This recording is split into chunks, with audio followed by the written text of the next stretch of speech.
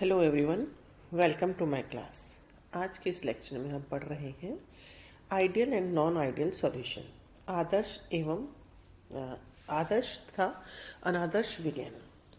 इससे पहले हम पढ़ते हैं राउल्ट का नियम। राउल्ट क्या कहते हैं कि राउल्ट ने कई द्विअंगी बाइनरी वाष्पशील द्रवों की विलयनों, जो हमारे विलयन है उसमें दो वेपोराइजेबल वाष्पशील द्रव हैं, उनके विलयनों के वाष्प दाब का अध्ययन किया और इसे जिस रूप में प्रस्तुत किया उसे हम राउल्ट का नियम कहते हैं। और इसके अनुसार किसी निश्चित ताप पर विलयन के किसी वाष्पशील अवयव का आंशिक दाब उस अवयव के शुद्ध अवस्था में वाष्प दाब तथा उसकी मोल भिन्न के गुणनफल के बराबर होता है।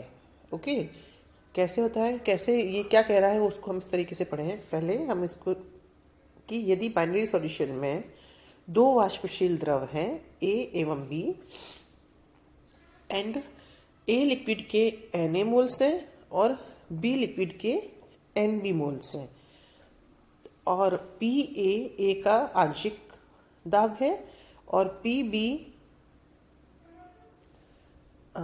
दूसरे बी लिक्विड का आंशिक दाब है, तो राउल्ट के नियम के अनुसार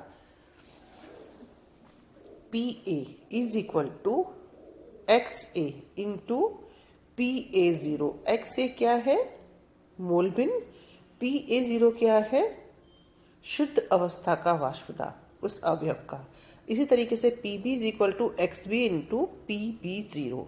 तो क्या कह रहा है ये कि किसी भी वाष्पशील अवयव का आंशिक दाब उस अवयव में के शुद्ध अवस्था के वाष्प दाब एवं उसकी मोल भिन्न के गुणनफल के बराबर होता है। ये राउल्ट का नियम है।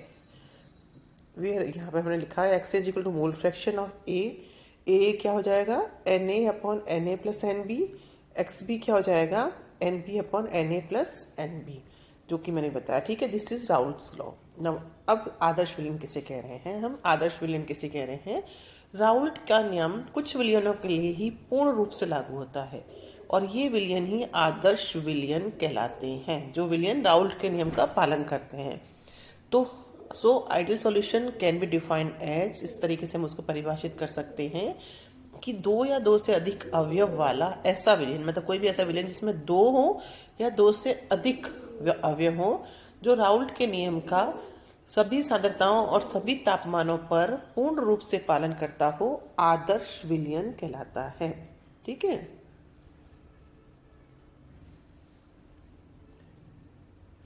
It has been found that two और मोर देन टू लिक्विड्स जिनकी प्रकृति एक समान होती है आदर्श विलयन बनाते हैं। For example benzene and toluene and hexane and heptane एक प्रकृति के होते हैं जिनकी करीब करीब वो ये आदर्श विलयन ही बनाते हैं ना। Vapour pressure of ideal solution, ये आपके सामने ग्राफिकल रिप्रेजेंटेशन दिया गया है। यदि ए व बी के बाइनरी सॉल्यूशन के वेपर प्रेशर को इन अवयवों की मोल फ्रैक्शन, मोल भिन्न के सापेक्ष आलेखित किया जाए तो निम्न आलेख प्राप्त होता है, जो आपके सामने देखें। ये है, यहाँ दिया हुआ है XA इक्वल टू 1, यहाँ दिया हुआ है XB इक्वल टू 1 और ये क्या किसके सापेक्ष में कर रहे हैं हम? विलयन के वेपर प्रेशर के। ठीक है, तो ये आपका दिया जा रहा है, ये वाली लाइन दी गई है बी का आंशिक दाब, ये दी गई है ए का आंशिक दाब और ये दिया गया है P इक्वल टू, आपके सामने सब कुछ लिखा हुआ है। तो यह इस ग्राफ से क्लियर है कि प्रत्येक अवयव के वार्षियल प्रेशर एंड मोल फ्रैक्शन से प्राप्त आलेख एक सरल रेखा के रूप में तथा किसी भी संगठन पर विलयन का पूर्ण वाष्प दाब दोनों अवयवों के आंशिक वाष्प दाबों के योग के बराबर होता है।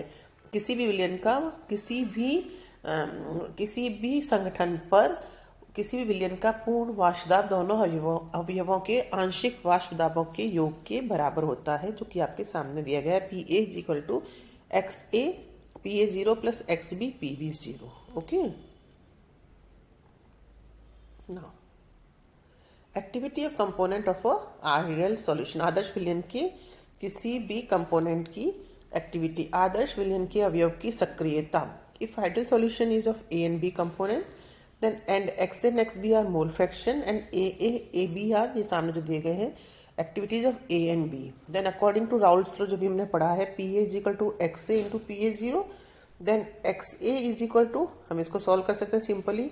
अब क्योंकि विलयन के द्रव का या किसी ठोस अवयव का वाष्प दाब सामान्य ताप पर क्या होता है, बहुत कम होता है, तो हम इसको वाष्प दाब की जगह फ्यूगिसिटी को भी दाब के बराबर ले सकते हैं, पलायनता को। और पलायनता क्या है, एक फेज से दूसरे फेज में पलायन की प्रवृत्ति होती है, उसको हम पलायनता कहते हैं। तो हम क्या लिख सकते हैं, P A upon P zero is equal to F A upon F zero is equal to X A. और हम जानते हैं कि F A upon F A zero is equal to A A, ये इक्वल टू होती है उसके activity के। तो क्या हो गया हमारा, एक X A is equal to A A and X B is equal to A B, activity के बराबर। Mole fraction is equal to activity of that component हो गया। तो activity of a component is equal to the mole fraction of that component. On the basis of this ideal solutions can be defined as, इसकी हम आदर्श विलयन की एक परिभाषा निकाल सकते हैं इसकी सहायता से, कि आदर्श विलयन वह विलयन है जिसके प्रत्येक अवयव की सक्रियता सभी ताप, दाब एवं सांद्रताओं पर उसकी मोल फ्रैक्शन के बराबर होती है। यदि एक्स आई किसी आई कंपोनेंट का मोल फ्रैक्शन है तो क्या हो गया, जनरलाइज वे में X I is equal to A I. Okay,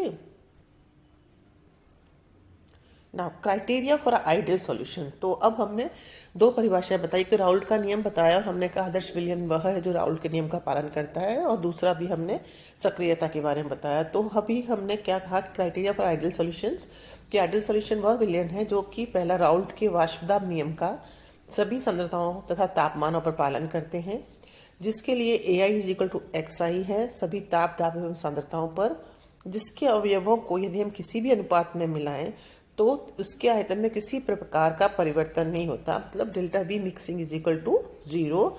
and fourth is delta H mixing is equal to zero, that is जिसके अवयवों को किसी भी अनुपात में मिश्रित करने पर उनकी एंथैल्पी में कोई परिवर्तन नहीं होता है। ओके, सो यदि ये सॉल्यूशन इन कंडीशंस को फॉलो करता है तो वह आदर्श विलयन होगा, अदरवाइज नॉन आइडियल सॉल्यूशन होगा। That's all for this lecture.